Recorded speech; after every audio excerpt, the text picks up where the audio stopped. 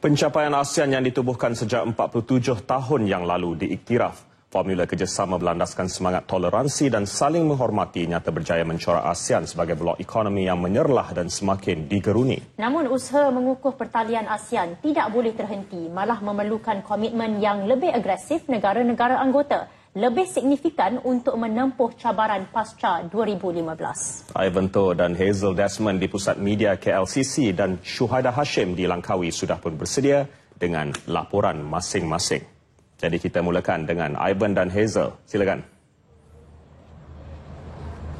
Hidayat Hadim, sidang kemuncak ASEAN ke-26 di Kuala Lumpur kali ini disifatkan cukup positif dan produktif sekali dengan hasrat yang jelas para pemimpin yang mahu mewujudkan ASEAN sebagai satu komuniti yang lebih kuat. Dan melangkah ke hadapan, Perdana Menteri yakin ASEAN mampu untuk bergerak melalui cara yang lebih bersatu padu, disokong kemampuan mengurus perbezaan di kalangan 10 negara anggota. Ya, Datuk Seri Najib menjelaskan demikian, merumuskan persidangan 2 hari yang berlangsung di Kuala Lumpur. We recognize we've done a lot, we've come a long way, but we still need to do more so that ASEAN as a community of nations will become stronger and more cohesive in the future. Therefore, the work that's going to be done by Malaysia this year as chair of ASEAN, coming up with a post-2015 document encompassing the next 10 years, will be the guiding force or will provide a sense of direction as to how we want to forge ASEAN for the next 10 years. Dalam sesi pleno yang dipengerusikannya pagi tadi, Datuk Seri Najib berkata pemimpin-pemimpin ASEAN turut menyentuh keperluan mengurangkan jurang pembangunan dalam kalangan negara serantau dan mengukuhkan kesaling hubungan di antaranya. Sesi pleno turut mencapai kesepakatan untuk membawa ke peringkat selanjutnya beberapa perkara yang dipersetujui sebelum ini, termasuk liberalisasi barangan dan perkhidmatan dan juga dasar terbuka. Selain keperluan mengambil satu langkah positif dalam rundingan perjanjian perdagangan bebas FTA dan memperkukuh peranan Sekretariat ASEAN. Pendekatan mengelak konfrontasi yang diamalkan oleh ASEAN sebagai antara dasarnya sejak sekian lama telah terbukti efektif dalam mengekalkan keamanan serantau. Dan menurut Datuk Seri Najib, pendekatan yang sama itu akan digunakan Malaysia dalam menangani sebarang perbezaan pendapat ataupun konflik dengan negara-negara jiran. ASEAN's non-confrontational approach has been very effective in ensuring that there will be no rising tension in this region and that we can manage our differences in a very constructive and amicable way. We will continue with this approach, but when it comes to the principle, we are steadfast in terms of principle. It's only the approach that we've embarked on is a non-confrontational. Datuk Seri Najib mengulas demikian dalam sidang media sempena sidang kemuncak ASEAN ke-26 di KLCC sebelum berlepas ke Langkawi. Mengulas kebimbangan tentang ancaman keselamatan berikutan isu di Laut Cina Selatan, Datuk Seri Najib yakin dapat menjayakan rundingan dengan rakan dialog ASEAN itu. China understands our position and we hope to be able to influence China that it is also to their interest not to be seen as confronting ASEAN and that any attempt to destabilize this region will not benefit China either. Isu berkenaan menurut Datuk Seri Najib turut dibincangkan dengan meluas pada sesi pleno yang berlangsung sepanjang pagi tadi dengan rata-rata pemimpin mengulangi komitmen penuh terhadap usaha mempercepat peraturan Kod Tata Laku COC Laut Cina Selatan. Dan Hazel, dalam konteks ini Malaysia pastinya akan mengambil kesempatan ini untuk menunjukkan lagi kredibiliti dan juga peranannya dalam menangani isu-isu serantau. Dan pengaruh sebagai negara pengasas ASEAN dan juga hubungan baik yang sedia terjalin dengan Beijing, satu kelebihan kepada Kuala Lumpur untuk mengimbangi harapan negara serantau dan tekanan daripada China.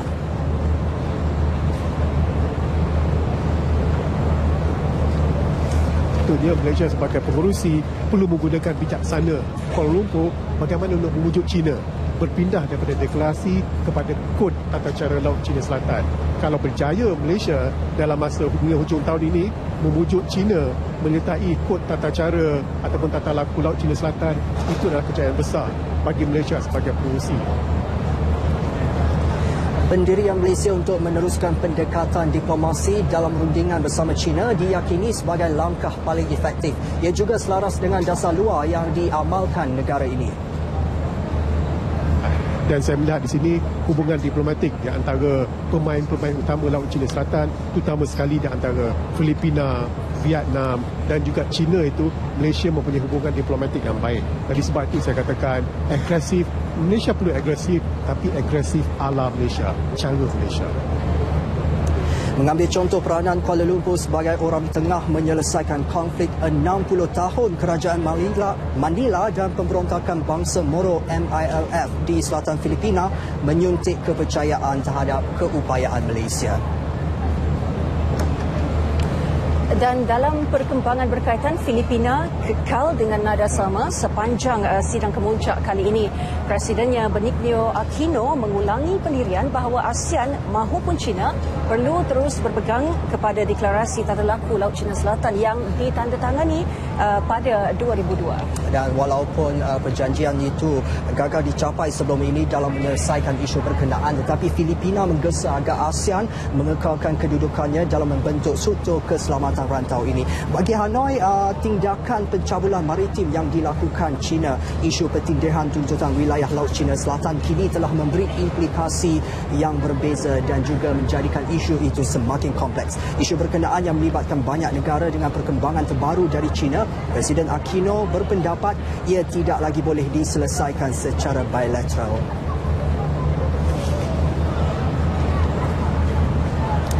Dan Ivan, ketika ini ASEAN mempunyai 4 zon waktu dan Indonesia sahaja 3 zon waktu yang berbeza. Jadi sebelum ini telah timbul cadangan untuk menyelaras dan juga menyeragamkan waktu bagi semua negara anggota demi faedah peningkatan perdagangan. Antaranya penyelarasan aktiviti pasaran saham, menambah baik sistem operasi penerbangan dan juga meningkatkan perniagaan dan juga rangkaian perbankan. Apapun Hazel, rundingan masih diperlukan dengan negara-negara anggota ASEAN ini dan harapan besar diletakkan 8 bulan daripada sekarang pada sidang kemuncak ASEAN ke-27 nanti yang akan berlangsung pada bulan November. There were some countries that came out strongly in support of it. There's some who didn't oppose it but said that needed more time because of some domestic considerations, such as the prayers time for the monks and all that. Now, these are domestic considerations which they needed time to sort out.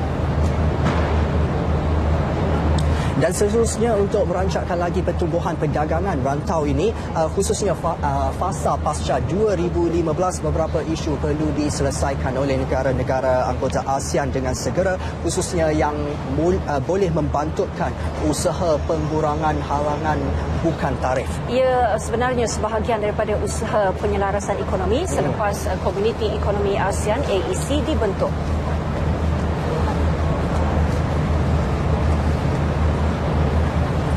So they will be recorded, and we hope that the leaders will see to it that there will be movement in ensuring free and fair trade of goods and services in ASEAN.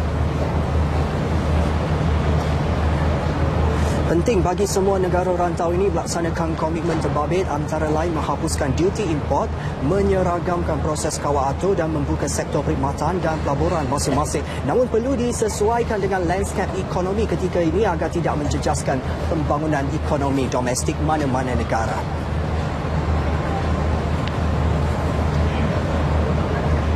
Dan hampir pasti perjanjian perdagangan bebas FTA ASEAN-EU bakal termeterai. Rundingan setakat ini sebenarnya menunjukkan perkembangan yang cukup memberangsangkan. Bagi pengerusi Majlis Kepenasihat Perniagaan ASEAN, APEC, Tan Sri Dr. Muhammad Munir Abdul Majid, Blok ekonomi Eropah itu kini menunjukkan minat yang mendalam susulan perkembangan ekonomi ASEAN yang mempunyai prospek yang begitu cerah, juga potensi besar yang boleh ditawarkan menerusi kerjasama perdagangan yang akan diwujudkan itu.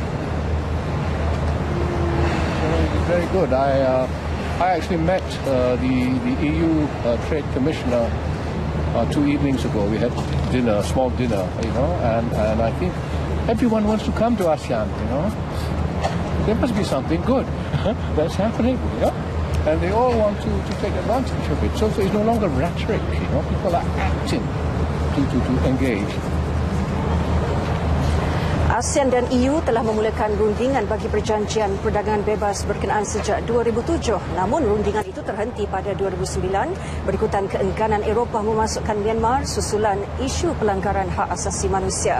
Selain itu, jurang pembangunan dalam kalangan 10 negara anggota ASEAN pada ketika itu turut merencatkan perbincangan. Terdahulu, Tan Sri Dr. Munir bertemu para pemimpin utama ASEAN dalam sesi dialog bagi memberikan gambaran keseluruhan laporan Majlis Penasihat Perniagaan ASEAN. Ia akan dimuktamadkan dan diumumkan Ogos ini dalam memenuhi hasrat serta visi pasca ASEAN 2015 menjelang November depan.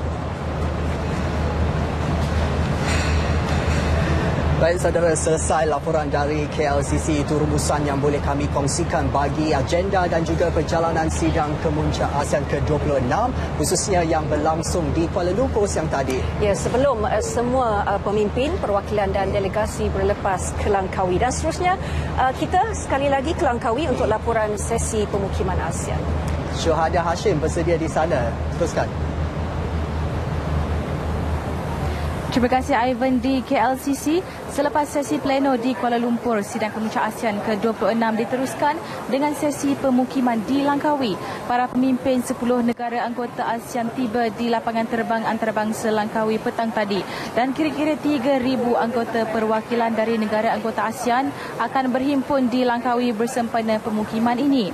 Para pemimpin akan membincangkan topik kepusatan ASEAN, impak krisis keuangan dan kelembapan ekonomi di rantau ini serta respons ASEAN, perubahan iklim pengurusan bencana selain bertukar-tukar pandangan mengenai isu-isu serantau dan antarabangsa kepentingan bersama. Dan juga saudara, para pemimpin ASEAN dijangka menerima pakai deklarasi Langkawi mengenai pergerakan kesederhanaan global di mana objektifnya untuk memperkukuhkan perpaduan dan kesepaduan ASEAN serta peranan utamanya dalam mengekalkan dan menggalakkan keamanan, kestabilan, keharmonian dan kemakmuran di rantau ini.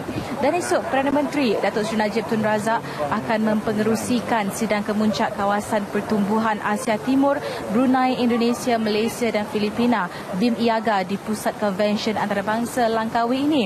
Untuk makluman, BIM IAGA merupakan inisiatif kerjasama ekonomi sub-serantau dalam Asia Tenggara. Bahawasanya untuk merealisasikan pembangunan ekonomi yang diterima dan lestari dengan penyertaan penuh sub-serantau dalam proses pembangunan ASEAN. Dan turut berlangsung saudara pagi esok sidang kemuncak segitiga pertumbuhan Indonesia, Malaysia dan Thailand IMTGT, di mana IMTGT melibatkan rangkaian kerjasama ekonomi 3 negara meliputi wilayah-wilayah Sumatera iaitu Sumatera Utara, Aceh, Sumatera Barat, Riau, Jambi dan Bangka-Hulu, selatan Thailand merangkumi Songklam, Satu Neratiwat, Yala dan Patani serta utara Semenanjung Malaysia termasuk Perlis, Kedah, Perak, Pulau Pinang dan Selangor. Itu saja laporan sidang kemuncak ASEAN ke-26 langsung dari Pusat Konvensyen Antarabangsa Langkawi LICC. Saya Syuhada Hashim, kembali ke Pusat Berita RTM. Silakan.